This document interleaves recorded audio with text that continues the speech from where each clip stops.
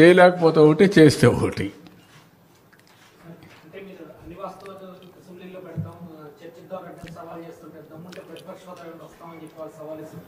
బుద్ధి ఉందా? ప్రతిపక్ష హోదా ఎవరు ఇస్తారా? ప్రజలు ఇస్తారు. నాకు ముఖ్యమంత్రి ఇస్తే నేను అసెంబ్లీకి వస్తానంటే నేను ముఖ్యమంత్రి ఎవరిస్తారు? ప్రజాస్వామ్యంలో ప్రజలు ఓట్లేస్తారు. ఏ పార్టీని ఎక్కడ కూర్చొని పెట్టాలో వాళ్ళు డిసైడ్ చేస్తారు. మీరు చేసిన అరాచకాలు, అన్యాయాలు చూసిన తర్వాత మీరు ప్రతిపక్ష హోదా కూడా తగరనే ఉద్దేశంతో 11 సీట్లు ఇచ్చారు. ప్రతిపక్ష పార్టీ కావాలంటే ఎన్ని సీట్లు కావాలి? 18 కావాలి. 18 ప్లస్ 19 కావాలి. 17.5 ప్లస్ 1 18.5 19 కావాలి. 19 ఉంటే వస్తుంది. అప్పుడు ఇవ్వరు. అది రైట్, హక్కు, ప్రజలిచ్చే అవకాశం. అది ప్రజలిచ్చే అధికారం. రాజకీయ ప్రభుత్వం ఇచ్చేది కాదు ఇవన్నీ.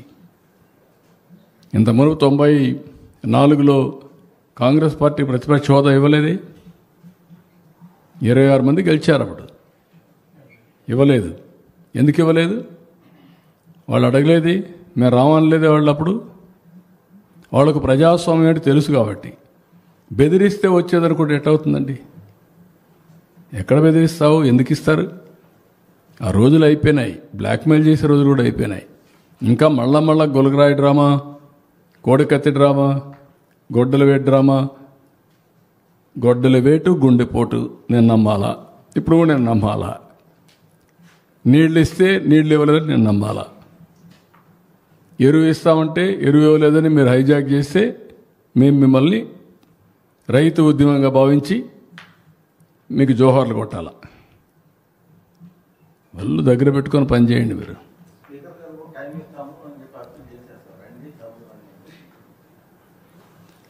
నువ్వు రాయబారం చేయాలి ఇప్పుడు వాళ్ళని.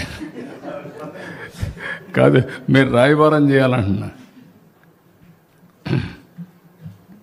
ప్రజా సమస్యలపైన శ్రద్ధ ఉంటే ఇచ్చిన అవకాశాన్ని సద్వినియోగం చేసుకొని ఏ అవకాశం ఇచ్చినా ప్రజా జీవితంలో ఆ అవకాశంతోనే పనిచేసి ప్రజలు ఇచ్చిన అవకాశానికైనా కృతజ్ఞతలు తెలియజేయాలి.